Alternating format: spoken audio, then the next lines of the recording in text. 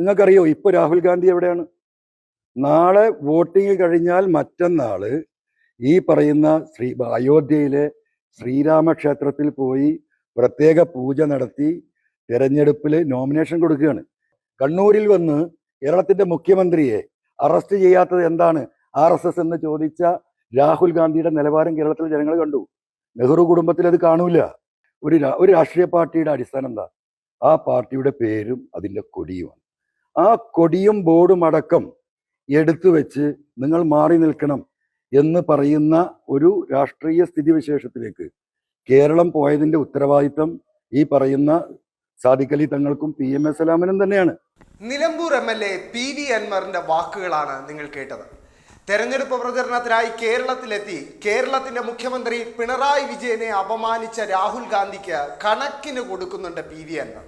അതോടൊപ്പം തെരഞ്ഞെടുപ്പിന് ശേഷം, അതായത് ഈ വരുന്ന ഏപ്രിൽ 26 രണ്ടാം ഘട്ട വോട്ടെടുപ്പിന് ശേഷം അയോധ്യ രാമക്ഷേത്രം സന്ദർശിക്കാൻ നിൽക്കുന്ന രാഹുൽ ഗാന്ധിയുടെ രഹസ്യ നീക്കത്തെക്കുറിച്ചും PV അൻവർ വാചാലനാകുന്നുണ്ട്. നമുക്ക് PV അൻവറിന്റെ മുഴുവൻ വാക്കുകൾ ഒന്ന് കേൾക്കാം. മറ്റൊരു കാര്യം, താങ്കൾ രാഹുൽ ഗാന്ധിക്കെതിരെ നടത്തിയ പ്രസംഗം വലിയ വിവാദമായിരുന്നല്ലോ.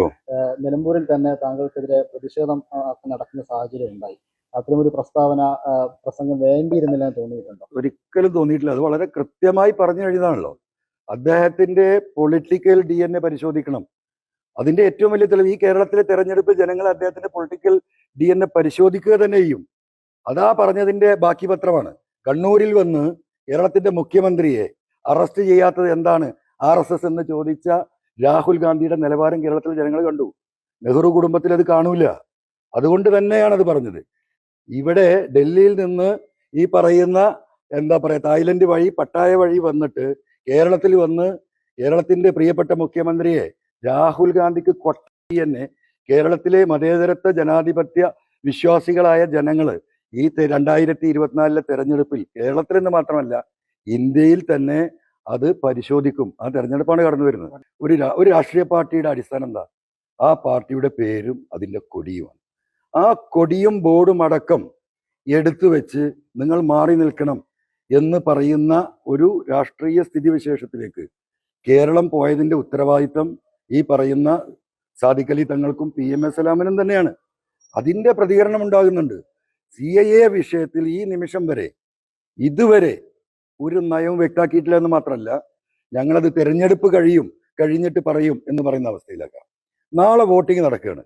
നിങ്ങൾക്കറിയോ ഇപ്പൊ രാഹുൽ ഗാന്ധി എവിടെയാണ്? നാളെ വോട്ടിംഗ് കഴിഞ്ഞാൽ മറ്റന്നാള് ഈ പറയുന്ന അയോധ്യയിലെ ശ്രീരാമക്ഷേത്രത്തിൽ പോയി പ്രത്യേക പൂജ നടത്തി തെരഞ്ഞെടുപ്പിൽ നോമിനേഷൻ കൊടുക്കുകയാണ്. എന്താണ് അവിടെ ഈ നിമിഷം വരെ നോമിനേഷൻ കൊടുക്കാത്തത്? നോമിനേഷൻ കൊടുത്തു കഴിഞ്ഞാൽ അതിന്റെ തിരിച്ചടി കേരളത്തിലും വയനാട്ടിലും ഉണ്ടാകും.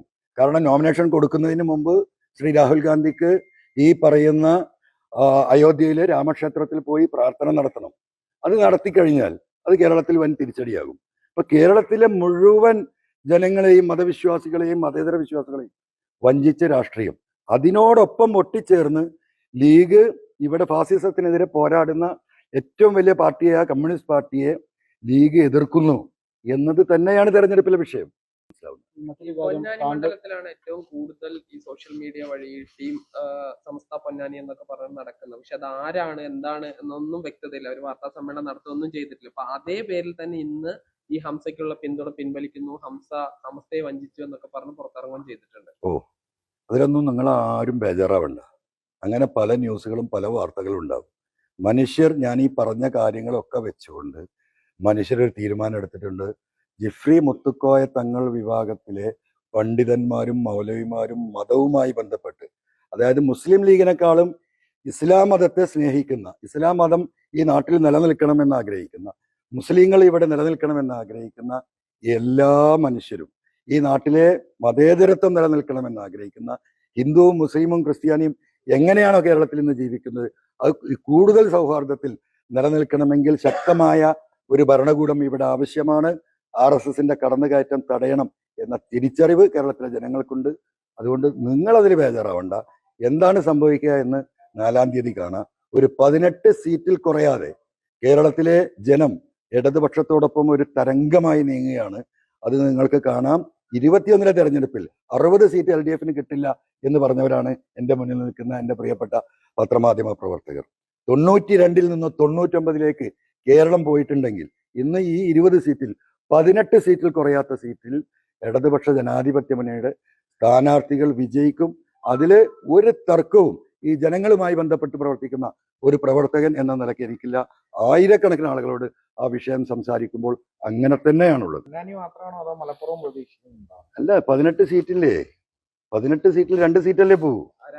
ആ 2 ഏതാണെന്ന് കൃത്യമായിട്ട് ഇപ്പൊ പറയാൻ നിൽക്കുന്നില്ല. നിങ്ങൾ 18 ഉണ്ടാവോ എന്ന് നോക്കിയാൽ മതി. മനസ്സിലായി? അല്ല, 20 പറയാൻ എനിക്ക് ധൈര്യമില്ല. എനിക്ക് പൊളിറ്റിക്സ് അറിയാം. നമ്മൾ ഈ ജനങ്ങളായിട്ട് കണ്ടുകൊണ്ടാ നിൽക്കുന്നത്. വെറുതെ എന്തെങ്കിലും വിടുവായിത്തം പറഞ്ഞിട്ട് കാര്യമില്ലല്ലോ. ആദ്യം മുതലേ 20 പറയുന്നുണ്ട്. ഞങ്ങൾ ഉൾപ്പെടുന്ന പ്രദേശമായ വയനാട്ടിലെ കാര്യത്തിൽ നിങ്ങൾക്ക് ഒരു ബേജാറും വേണ്ട. ആനി രാജ എന്ന് പറയുന്ന ഇടതുപക്ഷ ജനാധിപത്യ മുന്നണിയുടെ ദേശീയ നേതാവ് അതിശക്തമായ മുന്നേറ്റം അവിടെ നടത്തിയിട്ടുണ്ട്. രാഹുൽ ഗാന്ധിയുടെ ഒരു ജിമിക്കും ഇവിടെ നടക്കില്ല. നിങ്ങൾ കണ്ടതാണല്ലോ സ്ഥാനാർത്ഥി പര്യടനം. എത്ര ആളുണ്ടായിരുന്നു? എന്തേ നിലമ്പൂരിലെ റോഡ് ഷോ മാറ്റിയത്? എന്തുകൊണ്ടാണ് മാറ്റിവെച്ചത്? അതായത് സ്ഥാനാർത്ഥി പര്യടനം പോലും പരാജയപ്പെട്ടപ്പോൾ പിന്നെ എന്ത് റോഡ് ഷോക്ക് എന്ത് പ്രസക്തി? ആ തെരഞ്ഞെടുപ്പ് റിസൾട്ടും നമുക്ക് കാണാം. ഇതില്